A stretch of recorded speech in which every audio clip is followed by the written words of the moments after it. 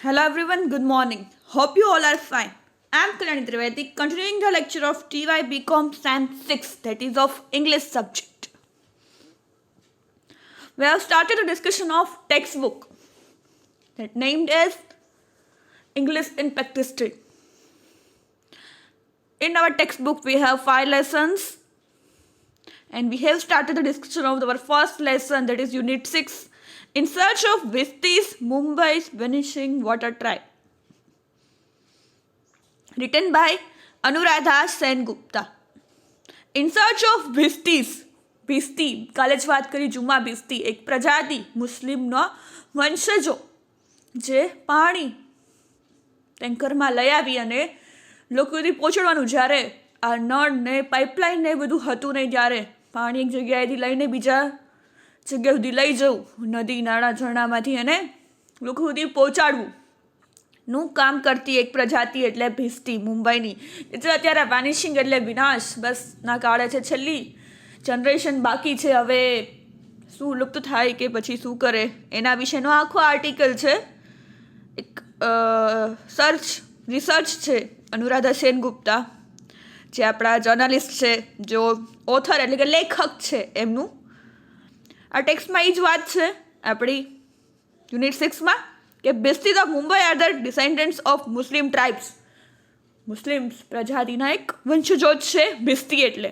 From north India and Pakistan who were traditionally water carriers કે જે પાણી લઈ આવવાનું પહોંચાડવાનું કામ કરે છે they were invaluable as helpers on battlefields bringing water and quenching the thirst of the wounded શું કહે છે દે વેર ઇનવેલ્યુએબલ એમની કંઈ વેલ્યુ નથી હેલ્પર છે પાણી લેવાનું કામ કરે છે કિલોમીટર્સના કિલોમીટર્સથી પાણી લઈ આવી અને લોકોને જેની પાસે પાણી નથી જેના પાસે ઘર નથી એ લોકોને પૂરું પાડવાનું કામ કરે છે જાણે કે યોદ્ધો એક યુદ્ધ મેદાનમાં લડતો હોય એમાં લોકોનું જીવન આ રીતે યુદ્ધ મેદાનમાં યોદ્ધાની જેમ લડી લડીને પૂરું થાય છે despite there erstwhile prominence, the Bistis are now an almost forgotten part of India's history.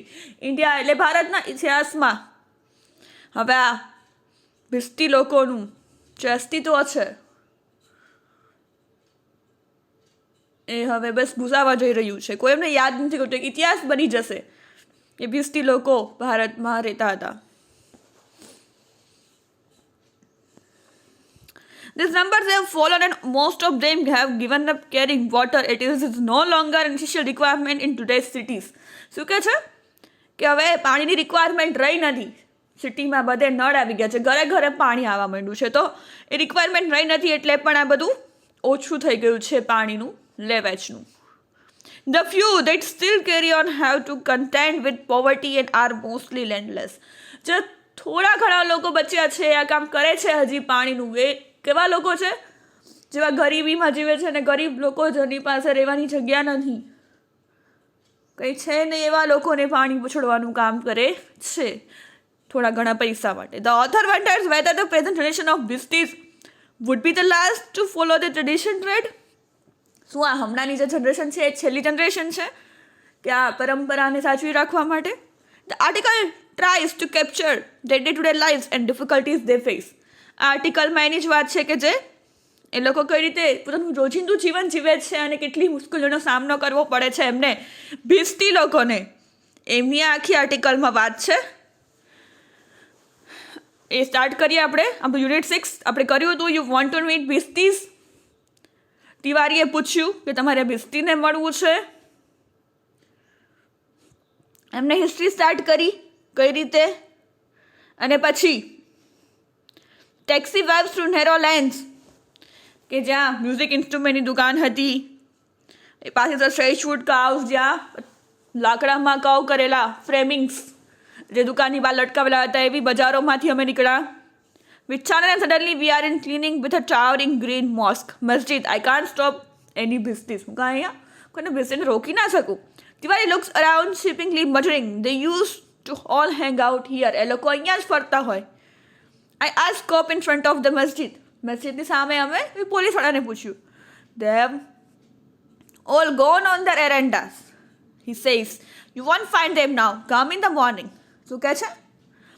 અમે પોલીસવાળાને પૂછ્યું કે ભાઈ અહીંયા બેસતી લોકો મળશે, એની સાથે વાતચીત કરવી છે. તો કહે છે કે એ લોકો તો અત્યારે જતા રહ્યા હોય, તમને અહીંયા એક પણ લોકો હવે નહીં મળે. એવું તો સવારના આવજો. The search for water carriers. I had been wandering around parts of central Mumbai looking for beasties for a while. શું કહે છે? I had been wandering. હું આમ તેમ ભટકતો હતો. સેન્ટ્રલ મુંબઈ, જે મુંબઈ છે એના અમુક ભાગોમાં, અમુક વિસ્તારોમાં, કે beasties લોકો ક્યાંક મળી જાય. The beasties are ancient water carriers.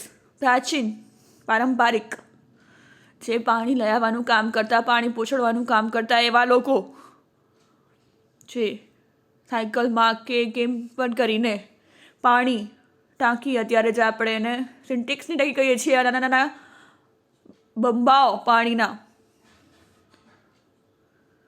Carbo જે આપણે ત્યારે ગુજરાતીમાં કહીએ છીએ, એવામાં પાણી લઈ આવી અને લોકો સુધી પહોંચાડવું, વેચવું. જેની પાસે પાણી નથી એવા લોકો સુધી પહોંચાડવાનું કામ એ પ્રાચીન પરંપરા ભીસ્તી લોકોની હતી. Most belong to families who have been in the profession of generations.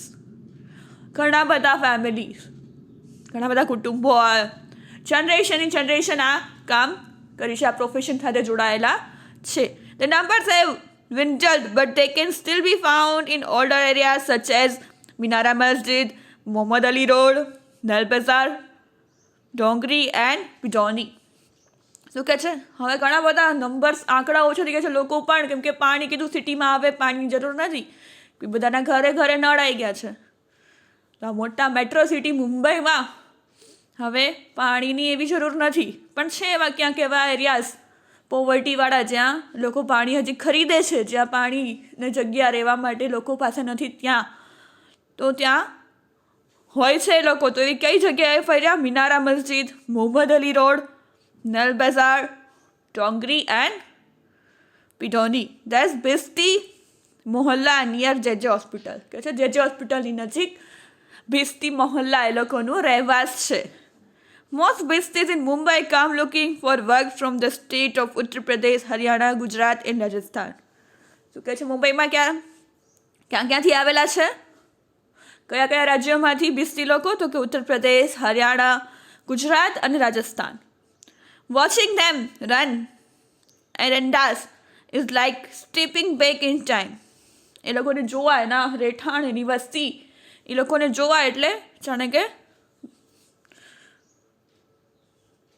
Stepping back in time, જાણે બીજો જૂનો જમાનો, જૂના લોકોને જોવું, પ્રાચીન ભારત યાદ કરવું, એના જેવું એક ફીલ આવે. Entire neighbourhoods depends on this professional for their water supply.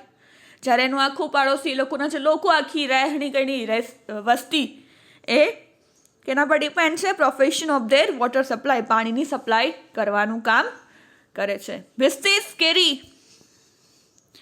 on one of the oldest surviving professions. શું કહે છે?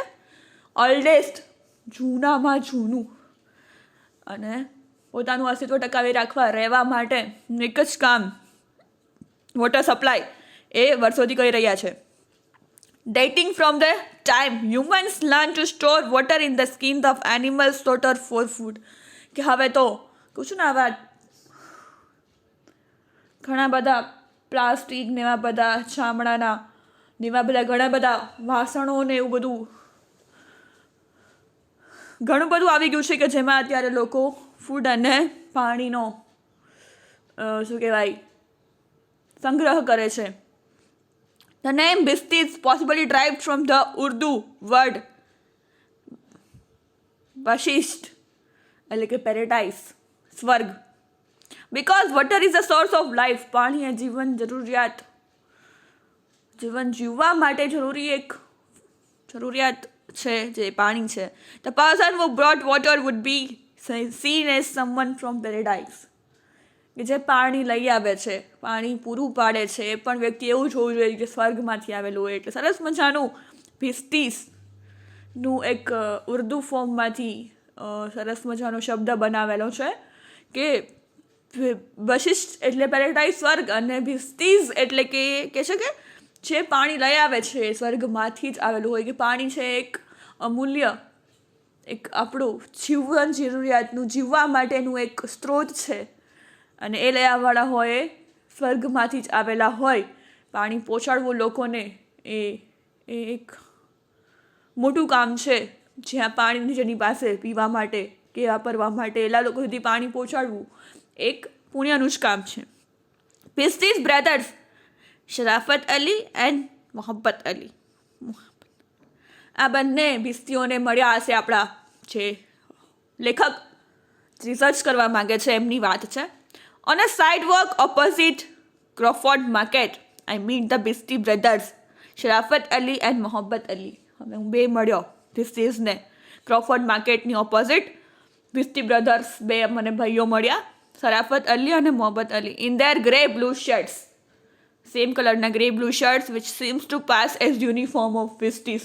જાણે કે ભિસ્તીનો યુનિફોર્મ હોય કે ઓળખાય છે, મુંબઈ ડબ્બાવાળા તો એ રેડ કલરનું, રેડ એ લોકો ત્યાં ખુલ્લી કે મુંબઈ ડબ્બાવાળા રેડ શર્ટ અને વ્હાઈટ ધોતી ને ટોપી, જે એમનો પહેરવેશ જે આપણે ઓળખી જઈએ જોઈને જ કે નહીં the dress of Mumbai coolies. અને આપણે પિક્ચર્સમાં બી જોતા હોઈએ છીએ મુંબઈના કુલ્લીઓનો રેડ, અમિતાભ બચ્ચનનું રેડ શર્ટ, રેડ ટોપી અને વ્હાઈટ ધોતી, એ રીતનો એ લોકોનો ડ્રેસ છે.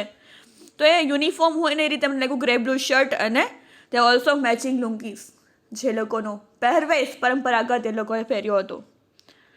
Tarafat sits on a trunk piled on top mattress, sits under the shade of small patch of blue tarpaulin, which also serves as the roof of the 4x4 foot chunk pyramid he calls home. ઘરનું જે છાપરું હોય ત્યાં ઉપર બધું ધ્યાન રાખીને ત્યાં બેસતા હતા શરાફત. He is taking a breather from works and looks out. 3 water skins hang next to him, drip water on the pavement. કે જે વોટર સ્ટ્રિંગ્સ, શું કહે છે વોટર સ્કીન્સ, એટલે કે જેવા ચામડાના બનાવેલા જે આપણે કહેતા પહેલાં મશક, એવું પાણી ભરવા માટે પીવા માટે. બોટલ્સ તો હવે આવી પ્લાસ્ટિક ને સ્ટીલ ને, પહેલાં એવા ચામડાના મશક હતા પાણી ભરવા માટે. બેગ જેવું આપણે બેગ કેરી કરીએ ને એવું આપણે કેરી કરી શકીએ, ચામડાનું બનેલું એવા વોટર સ્કીન્સ, એમાંથી એ પાણી આપતા. Nearby small water tank with handles like wheelbarrow. જાણે કે ને ત્યારે આપણે આમ બેગ જોઈએ કે એવું પકડવાના સાધનો મળી ગયા છે, પાણી ટાંકી, એવા જૂના જમાનામાં એ લોકોના જે વાસણો હતા,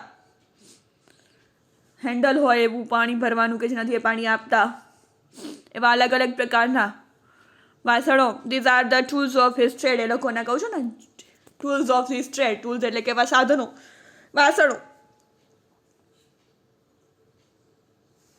હિઝ ટ્રેડ એટલે કે એના વેપાર કરવા માટે, પાણી દેવા માટેના. Regular customer know that he sits here and come to his spot to order water.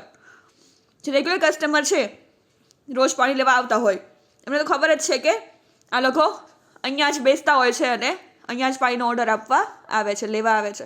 I cell about 1000 litre of water every day. શું કહે છે એમને પૂછ્યું તો, દરરોજનું 1000 લીટર પાણી વહેંચું છું. સે શરાફતે કીધું. પેચિંગ ધ લેધર પાઉચ મેં કીધું ને બેગ જેવું જ, આપણે દફતર હોય ને એ ટાઈપનું જ લેધરનું એ પાઉચ, એમાંથી પાણી આપતા બોલ્યા. This water skin or mashak looks a lot like a guitar bag when full and is made from buffalo or goat skin. શું કહે છે વોટર સ્કીન ઓર મશક, કે છે પાણી ભરવાનું કહું છું, મશક હું હમણાં બોલી ને, મશક પાણીનું હોય ચામડાવાળું. Looks like a guitar bag, જાણે ગિટારનું બેગ હોય. વેન ફૂલ, જ્યારે પાણીથી આખું ભરેલું હોય. And is made from buffalo and goat skin, પ્રાણીઓના ચામડામાંથી બનાવેલું હોય છે. This all about today's lecture. Bhisti લોકો એની સર્ચ, બે ભાઈઓ મળ્યા તરાફત અને મોહબ્બત અલી, કઈ રીતે પાણી વેચે છે, કેટલું પાણી વેચે છે, કઈ રીતે, કઈ જગ્યા, એન્ડ હવે એમની લાઈફ, એમનું સ્ટ્રગલ શું છે, that we will discuss in the next lecture. So thank you for listening. Have a nice day.